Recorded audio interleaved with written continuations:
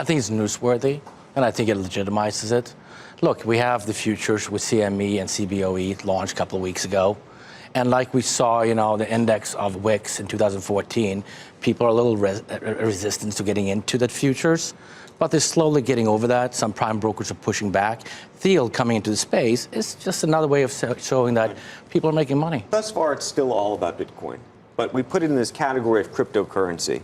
And there's a number of people, I imagine viewers, who, to the extent that they're playing this, are saying to themselves, maybe Bitcoin's already gotten its attention. Right. I'm gonna jump in on some of these other guys and hope that that's where the value play is. That one of these other, whether it's Ethereum or Zcash or name your currency, emerges. How do you think about that? I'm seeing things, quadruple in a week, left and right. And some of these companies don't have underlying businesses. But what's happening today is real companies are coming on board. I was on the board for Naga, a publicly listed company in Frankfurt. They raised $50 million December 15th.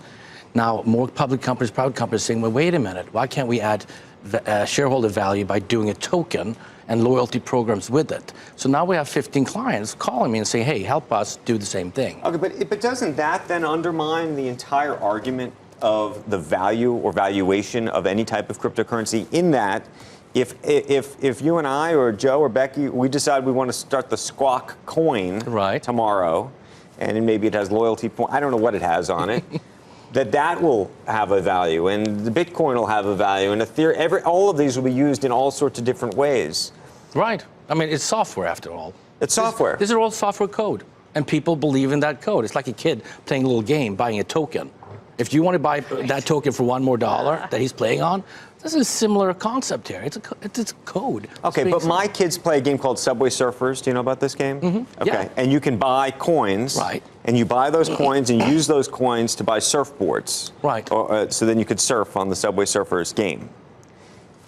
And I've probably spent, unfortunately, I don't know, maybe even $100 over time. Right. On these Subway Surfer coins. Yeah, my daughter spent like $2,000 by accident, but unfortunately I got it back. So, but my point is that, I've stopped buying these coins, obviously, and at some point they have really no value.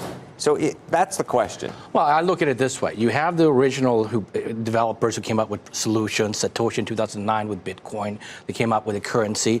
They didn't have the intention at that time to be traders, day traders, hedge fund traders, creating a speculative bubble, so to say, people say, of trading it back and forth. So I look at it as different ecosystems. You got the mass market, you got the traders on Wall Street, and you got the developers and the guys who came up with solutions to solve problems, which it started with. Right. They're all meeting right now here at your desk, and they're colliding.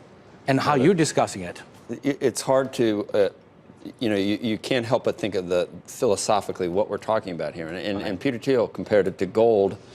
And even if you think about gold and the value that it's held over thousands of years, it's not really because it can be turned into jewelry. That's really not why gold is worth something. It's like, because there's a finite amount, it does take the place of paper money because central bankers can't make more of it.